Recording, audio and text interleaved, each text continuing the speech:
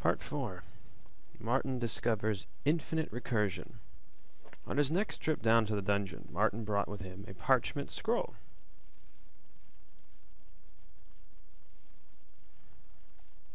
"Look, Dragon," he said, "someone else must know about recursion. I found this scroll in the alchemist's library." The dragon peered suspiciously as Martin unrolled the scroll, placing a candlestick at each end to hold it flat. "The scroll makes no sense," said the dragon. "For one thing, it's got far too many parentheses."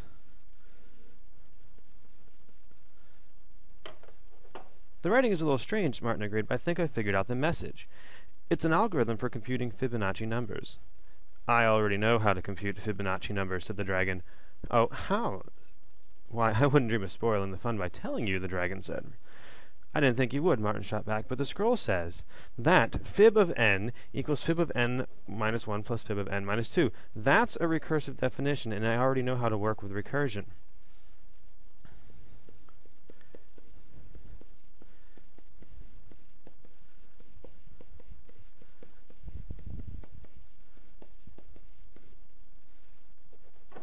"What else does the scroll say?" the dragon asked. "Nothing else. Should it say more?"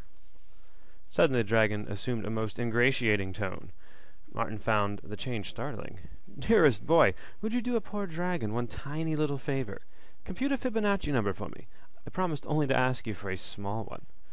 "Well, I'm supposed to be upstairs now cleaning the cauldrons," Martin began, but seeing the hurt look on the dragon's face, he added, "But I guess I have time for a small one." "You won't regret it," promised the dragon. "Tell me, what is fib of 4?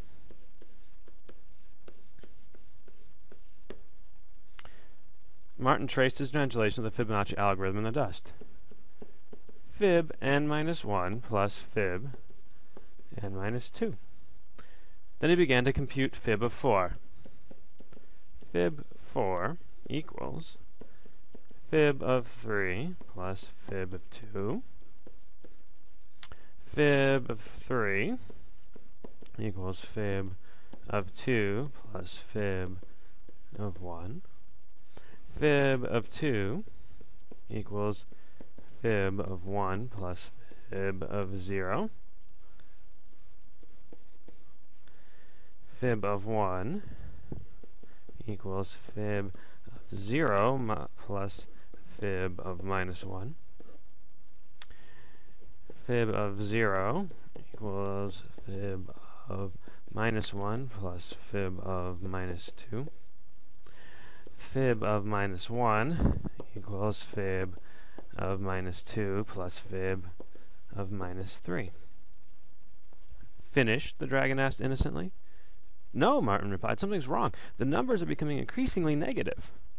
"Well, how will you be finished soon? How soon will you be finished?" "It doesn't look like we'll ever be finished," Martin said. "The recursion keeps going on forever." "Ah, you see, you are stuck in an infinite recursion." "I noticed it at once." "Then why didn't you say something?" Martin demanded. The dragon grimaced and gave a little snort. Blue flame appeared at his nostrils. "How will you ever become a master of recursion if you rely on a dragon to do your thinking for you?" Martin wasn't afraid, but he stepped back a little bit to let the smoke clear. "Well, how did you spot this problem so quickly, dragon?" "Elementary, boy. The scroll told you how to take a single step, and how to break the journey down into a smaller one. It said nothing at all about when to stop. Ergo," the dragon grinned, "you don't." So the dragon decided to tell Martin his 3 rules of recursion. The dragon told Martin to approach every recursive problem as if it were a journey. If he followed 3 rules for solving problems recursively, he would always complete the journey successfully. The dragon explained the rules this way. 1. Know when to stop.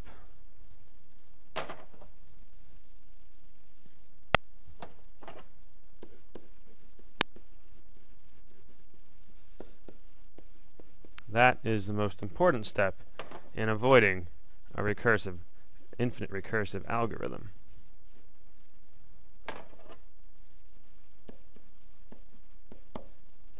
Number 2, decide how to take one step.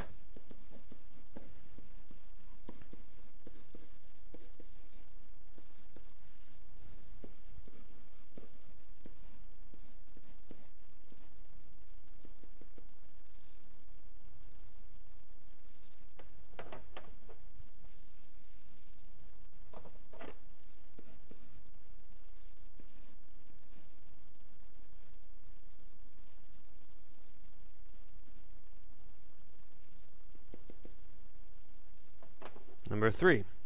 Break the journey down into that step plus a smaller journey.